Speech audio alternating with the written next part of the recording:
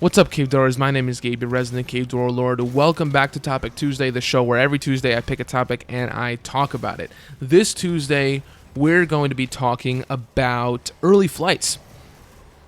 And the reason for this is because I just felt like bitching about early flights. Can a guy feel like bitching about early flights occasionally? Right? Can I get just a little bit of slack? A little bit of slack to complain about things that I shouldn't be complaining about because they're incredibly first world problems, and these kind of problems don't exist anywhere else in the world. Like, I know in certain places there are kids who don't know where their next meal is coming from, and when they do know, it's like the bone marrow of a zebra, or like the raw hide of a gazelle or something like that. And then there are other places in the world where, like, if you're a woman, you can't leave the house without, like, two guys next to you, right? You can't drive without, like, your husband or your brother in the passenger seat. It's, like, illegal to do that. So I fully understand that other places in the world have it way harder than me right now. And I shouldn't be complaining about this, but you know what? It's my channel, and I can do what I want. Anyways, but yeah, early flights are probably the bane of my existence, and the reason why is because they're just so unnecessarily annoying. I mean, good lord. Have you ever been on a flight earlier than 8? It's probably the most disturbing thing in the world. If not, it is the most disturbing thing in the world. Yeah, it is. Screw it. There's nothing more disturbing in the first world than than a flight that takes place before 8 a.m. Seriously. And I mean, honestly, if you've ever been through the process of being on a flight, participating in a flight that takes off before 8 a.m., you will know exactly where I am coming from. Now, let me take you through the process, right? Let me tell you exactly what I'm talking about, because some of you might have different experiences when it comes to flying at certain times. Me personally, I know for a fact that it is so grueling for me. Let me take you through my experience, because if you relate, that's awesome, but if you don't, I understand. Because my preparation process is a bit different. It's a bit more in depth than some others.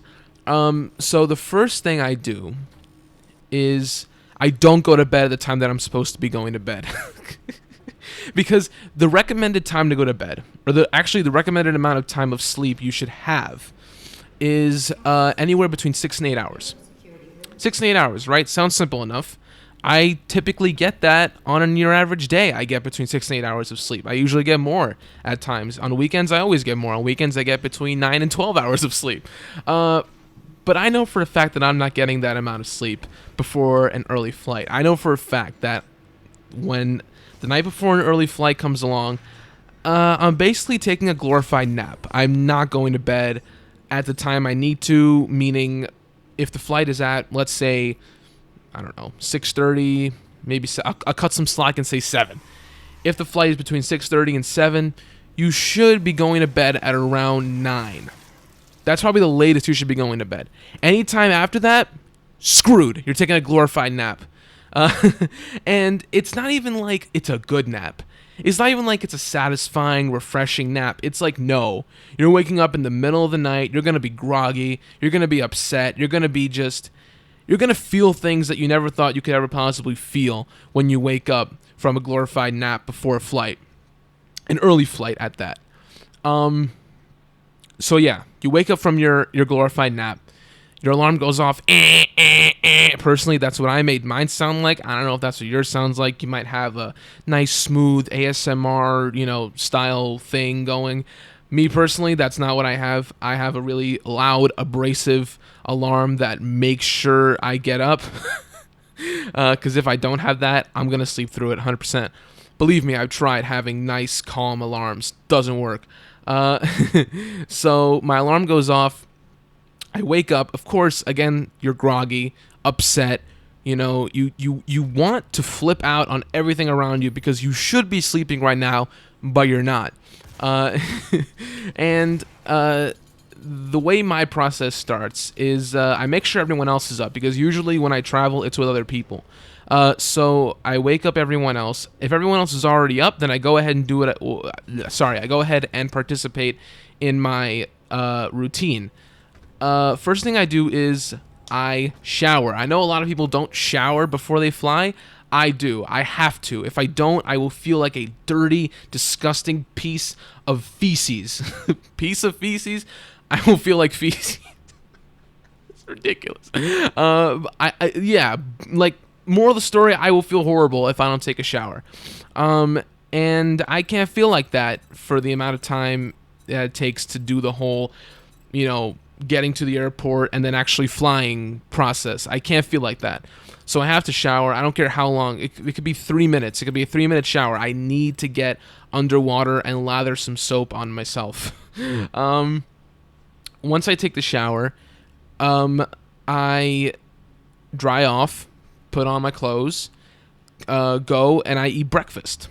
Now, breakfast for me is usually very simple. Maybe cereal, eggs, the usual stuff. For flights, I typically go for cereal because it's quick, it's easy, it's fast, and it does the job for the amount of time you need it to do. From the amount of time you eat the cereal to when you get to the airport to when you're actually flying, it does the job. But again, it's early, so either way, not going to be a fun time.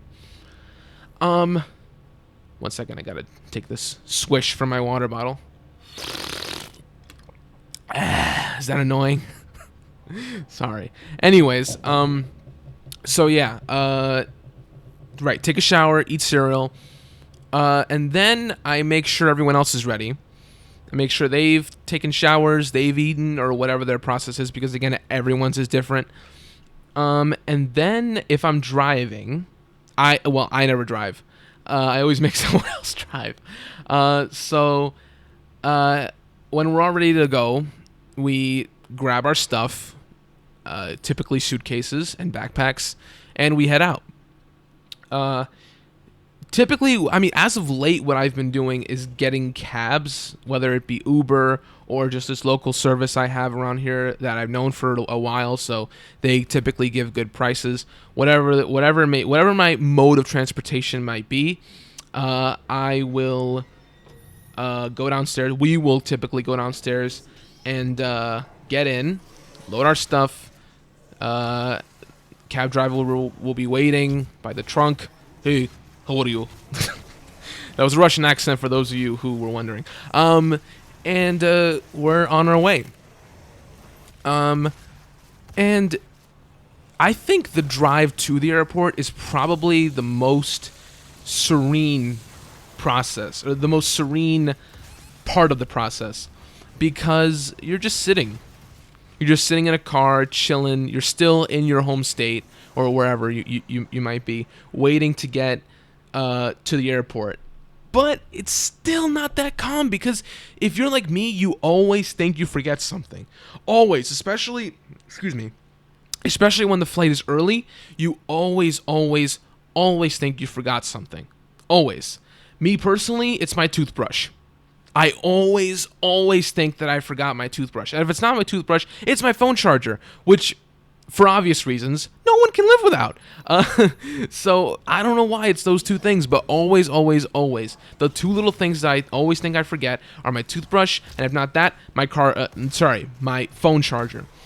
And so yeah, even that process is somewhat grueling. Because you're just thinking the entire time, do I have everything? Do I know I have everything? Is everything in my bag right now? What is going on? So the cab drive is over, and you get to the airport, you unload your luggage, you unload everything, and you say bye to the cab driver, you say bye to wherever you are, you enter the airport, and that's when things start getting really fun. So you enter the airport. If you have baggage like me to check in, it's even more annoying.